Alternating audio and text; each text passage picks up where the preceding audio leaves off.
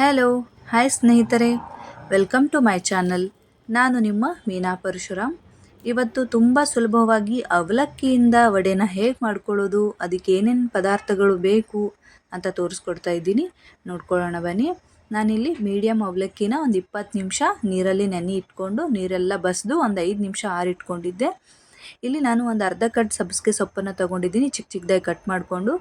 ಮತ್ತು ಕರಿಯೋದಕ್ಕೆ ಬೇಕಾಗುವಷ್ಟು ಎಣ್ಣೆ, 1 ಕಪ್ ಅಕ್ಕಿ ಹಿಟ್ಟು, 1 ಕಪ್ ಚಿಕ್ಕದಾಗಿ ಕಟ್ ಮಾಡಿ ಇಟ್ಕೊಂಡಿರೋಂಥ ಈರುಳ್ಳಿ, ಸ್ವಲ್ಪ ಕೊತ್ತಂಬರಿ, ರುಚಿಗೆ ತಕ್ಕಷ್ಟು ಉಪ್ಪು ಮತ್ತು ಬಿಳಿ ಎಳ್ಳು, ಮತ್ತು ಸ್ವಲ್ಪ ಹಸಿಮೆಣಸಿನ್ಕಾಯಿ, ಬೆಳ್ಳುಳ್ಳಿ, 1 ಇಂಚ್ ಶುಂಠಿ, ಜೀರಿಗೆ, ಕರಿಬೇವಿನ ಎಲೆಗಳನ್ನು ಕಟ್ ಮಾಡಿ ಇಟ್ಕೊಂಡಿದ್ದೀನಿ. ಹೇಗೆ ಮಾಡ್ಕೊಳ್ಳೋದು ಅಂತ ನೋಡ್ಕೊಳ್ಳೋಣ ಬನ್ನಿ. ನಾನಿಲ್ಲೊಂದು ಮಿಕ್ಸಿ ಜಾರ್ಗೆ ಎಲ್ಲ ಹಸಿಮೆಣಸಿನ್ಕಾಯಿ ಮತ್ತು ಬೆಳ್ಳುಳ್ಳಿ, ಶುಂಠಿ, ಜೀರಿಗೆ, ಕರಿಬೇವು ಎಲ್ಲವನ್ನು ಸೇರಿಸಿ ಚೆನ್ನಾಗಿ ತರಿತರಿಯಾಗಿ, ಸ್ವಲ್ಪ ಉಪ್ಪು ಸೇರಿಸಿ ತರಿತರಿಯಾಗಿ ಬರೋ ಹಾಗೆ ನುಣ್ಣಗೆ ರುಬ್ಕೊಳ್ಬೇಕು. ನೋಡ್ತಾ ಇರ್ಬೋದು ನೀವು, ತರಿ ಬಂದರೆ ಸಾಕು.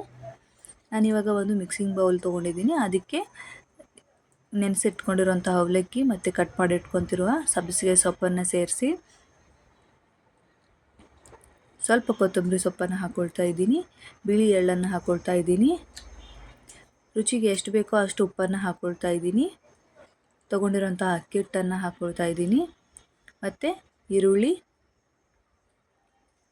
ನಾವು ಮಿಕ್ಸಿ ಮಾಡ್ಕೊಂಡಿರುವಂತಹ ಅದೇನು ಮೆಣಸಿನ್ಕಾಯಿ ಪೇಸ್ಟ್ ಏನಿತ್ತಲ್ಲ ಅದನ್ನು ಸೇರಿಸ್ಕೊಳ್ತಾ ಇದ್ದೀನಿ. ಎಲ್ಲವನ್ನು ಹಾಕ್ಕೊಂಡು ಚೆನ್ನಾಗಿ ಮಿಕ್ಸ್ ಮಾಡ್ಕೊಳ್ಬೇಕು. ಮೇನ್ ಸ್ಟೆಪ್ ಬಂದುಬಿಟ್ಟು ಇದೆ. ಸ್ವಲ್ಪ ನಾನಿಲ್ಲಿ ಎಣ್ಣೆನ ಹಾಕ್ಕೊಂಡಿದ್ದೀನಿ. ಇದಕ್ಕೆ ಯಾವುದೇ ಕಾರಣಕ್ಕೂ ನೀರನ್ನು ಸೇರಿಸಬಾರ್ದು. ಈರುಳ್ಳಿಯಲ್ಲಿ ನೀರಿನ ಅಂಶ ಇರೋದ್ರಿಂದ ಅದು ತಾನಾಗೆ ನೀರು ಬಿಟ್ಕೊಳ್ಳುತ್ತೆ, ಮತ್ತು ಸಬ್ಬಸಿಗೆ ಸೊಪ್ಪು ತೊಳೆದಿಟ್ಕೊಂಡಿರೋದ್ರಿಂದ ಅದನ್ನು ನೀರು ಬಿಡುತ್ತೆ. ಹಾಗಾಗಿ ಇದು ಕಲಿಸೋದೇ ಮೇನ್ ಸ್ಟೆಪ್ ಅಂತಲೇ ಹೇಳ್ಬೋದು. ಯಾವುದೇ ಥರದ ನೀರು ಹಾಕದೆ ಮಿನಿಮಮ್ ಒಂದು 20 ನಿಮಿಷ ತೊಗೊಳುತ್ತೆ ಇದು ನೆನೆಸಿಟ್ಕೊಳ್ಳೋಕ್ಕೆ. ನೆನೆಸಿಟ್ಕೊಂಡ್ಮೇಲೆ ನಾನಿಲ್ಲಿ ಎಣ್ಣೆ ಕಾಯ್ಲಿಕ್ಕೆ ಇಟ್ಟಿದ್ದೀನಿ. ನೋಡ್ತಾ ಇರ್ಬೋದು, ವಡೆ ಹಿಟ್ಟು ರೆಡಿಯಾಗಿದೆ. ಅದನ್ನು ಒಂದು ಸ್ವಲ್ಪ ಯಾವ ಸೈಜಿಗೆ ಬೇಕೋ ಆ ಸೈಜಿಗೆ ಉಂಡೆ ಮಾಡಿಕೊಂಡು ಈ ಥರ ವಡೆ ಟೈಪಲ್ಲಿ ತಟ್ಟಿ ಇಟ್ಕೊಳ್ಬೇಕು. ನಾನು ಇದೇ ಥರ ಒಂದು 4ರಿಂದ 5 ಮಾಡಿಕೊಂಡು ಒಂದು ತಟ್ಟೆಗೆ ಇಟ್ಕೊಳ್ತಾ ಇದ್ದೀನಿ. ಆ ಕಡೆ ನಾನು ಎಣ್ಣೆ ಕಾಯೋದಕ್ಕೆ ಇಟ್ಟಿದ್ದೀನಿ. ನೋಡ್ತಾ ಇರ್ಬೋದು ನೀವು, ನಿಮ್ಗೆ ಯಾವ ಶೇಪ್ ಬೇಕೋ, ನಾವು ಅಥವಾ ಉದ್ದಿನ ವಡೆ ಮಾಡ್ತೀವಲ್ಲ ಆ ಥರ ಮಾಡಿದ್ರೂ ಚೆನ್ನಾಗಿ ಬರುತ್ತೆ. ಬಟ್ ಹಿಂಗೆ ಮಾಡಿದ್ರೆ ಬೇಗ ಬೇಯುತ್ತೆ ಅನ್ನೋ ಕಾರಣಕ್ಕೆ ನಾನು ಈ ಥರ ಮಾಡ್ಕೊಂಡಿದ್ದೀನಿ. ಎಣ್ಣೆ ಕಾಯ್ದಿದೆ. ಇವಾಗ ನೋಡ್ತಾ ಇರ್ಬೋದು, ತಟ್ಟಿಟ್ಕೊಂಡಿರೋಂತಹ ಎಲ್ಲ ವಡೆಗಳನ್ನು ನಾನು ಕಾಯ್ದಿರೋ ಎಣ್ಣೆಗೆ ಹಾಕ್ಕೊಂಡಿದ್ದೀನಿ.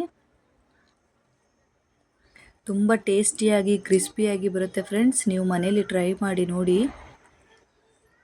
ಒಂದು 10 ನಿಮಿಷ ಆದಮೇಲೆ ನಾನು ಹೋಲ್ಡ್ರಿಂದ ಎಲ್ಲನೂ ಒಂದು ಕಡೆ ಟರ್ನ್ ಮಾಡ್ತಾಯಿದ್ದೀನಿ.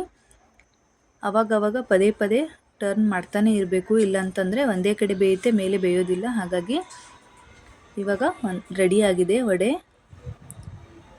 ನೋಡ್ತಾ ಇರ್ಬೋದು ಎಷ್ಟೊಂದು ಚೆನ್ನಾಗಿ ಬಂದಿದೆ ಅಂತ. ಎಲ್ಲವನ್ನು ಒಂದು ತಟ್ಟೆಗೆ ಎತ್ತಿಟ್ಕೊಳ್ತಾ ಇದ್ದೀನಿ. ನಾನು ಇದೇ ಥರ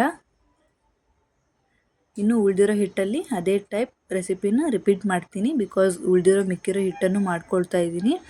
ಅದೇ ಥರ ಕಾಯ್ದಿರೋ ಎಣ್ಣೆಗೆ ವಡೆನ ತಟ್ಕೊಂಡು ಫ್ರೈ ಮಾಡಿಕೊಂಡ್ರೆ ಆಗುತ್ತೆ. ನೀವು ಇದೇ ಥರ ಮನೇಲಿ ಮಾಡಿ ನೋಡಿ, ತುಂಬಾ ಚೆನ್ನಾಗಿರುತ್ತೆ. ಟೀ ಟೈಮಿಗೆ ಮಕ್ಕಳು ತುಂಬಾ ಇಷ್ಟಪಟ್ಟು ತಿಂತಾರೆ. ಮತ್ತು ಇದಕ್ಕೆ ಯಾವುದೇ ನೆನೆ ಇಟ್ಟು ಮಾಡೋವಂಥದ್ದು ಅವಶ್ಯಕತೆ ಇಲ್ಲ. ಒಂದು ಅರ್ಧ ಗಂಟೆಯಲ್ಲಿ ಮೀಡಿಯಮ್ ಅವಲಕ್ಕಿ ತೊಗೊಂಡ್ರೆ ಸಾಕು. ಒಂದು 10ರಿಂದ 15 ನಿಮಿಷ ನೆನೆಸಿ ಎಲ್ಲವನ್ನು ಮಿಕ್ಸ್ ಮಾಡಿಕೊಂಡ್ರೆ ಟೀ ಟೈಮಿಗೆ, ಮಳೆಗಾಲಕ್ಕೆ ತುಂಬಾ ಚೆನ್ನಾಗಿ ಬರುತ್ತೆ. ನೋಡ್ತಾ ಇರ್ಬೋದು, ನಾನಿವಾಗ ತೋರಿಸ್ತೀನಿ. ಒಂದು ವಡೆ, ಆರಿದ ವಡೆನ ತೊಗೊಂಡು ಎಷ್ಟೊಂದು ಕ್ರಿಸ್ಪಿಯಾಗಿ ಬಂದಿದೆ. ಕಟ್ ಮಾಡಿದ್ರೇ ಕಟ್ ಆಗುತ್ತೆ. ನೋಡ್ತಾ ಇರ್ಬೋದು ನೀವಿಲ್ಲಿ, ತುಂಬಾ ಚೆನ್ನಾಗಿ ಬರುತ್ತೆ ಫ್ರೆಂಡ್ಸ್, ತುಂಬಾ ಕ್ರಿಸ್ಪಿ ಬರುತ್ತೆ. ನಾನು ಹೇಳೋದು ನಿಮಗೆ ನಂಬಿಕೆ ಬರೆದಿದ್ರೆ ನೀವು ಮನೇಲಿ ಟ್ರೈ ಮಾಡ್ಕೊಂಡು ನೋಡಿ. ನೋಡ್ತಾ ಇರ್ಬೋದು ನೀವು ಎಷ್ಟು ಚೆನ್ನಾಗಿ ಬಂದಿದೆ ಅಂತ.